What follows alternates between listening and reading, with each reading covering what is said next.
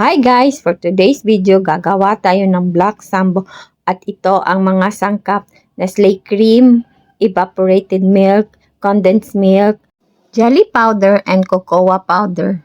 Mag-prepare na po tayo ng bowl. Ilagay na po natin ang 1 cup cocoa powder at lagyan po natin ito ng 1 cup na hot water at 1/3 teaspoon of coffee para po ma-enhance ang lasa ng ating chocolate flavor.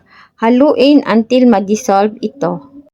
At ilagay na natin ang ating 1 Nestle cream 250 ml. Haluin at ilagay na natin ang ating 1 can evaporated milk na 360 ml. Share ko lang guys, ang ginamit ko dito ay gulaman powder kasi usually ang ginagamit ng iba ay gelatin powder.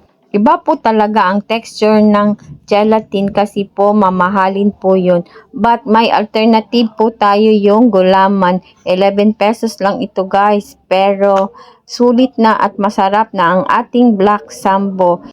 Ang gawin lang po natin, itong isang pack ng gulaman, hatiin lang po natin ito sa kalahati. Haluin lang natin itong mabuti until ma-dissolve natin ang ating gulaman. Lagyan na po natin ito ng 2 cups of water. Haluin natin ito ulit at mag-prepare na po tayo ng ating kawali. I-set lang po natin ang ating apoy sa katamtaman. Salain lang po natin ang ating ginawang mixture. Haluin natin itong mabuti para hindi mamuo at hintayin natin itong kumulo. At ilagay na po natin ito sa ating mga lyanera. Bilisan lang po natin kasi madali lang po itong mag-set or tumigas. At ngayon, gagawa na tayo ng ating white layer. Ilagay na po natin ang ating 3 cups water sa ating bowl. At ilagay na natin ang ating 1 can evaporated milk na 360 ml.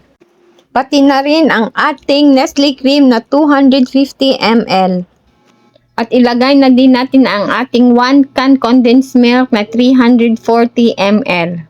At ilagay na din natin ang ating 1/3 cup sugar.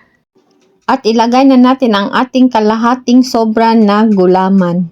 At haluin natin itong mabuti.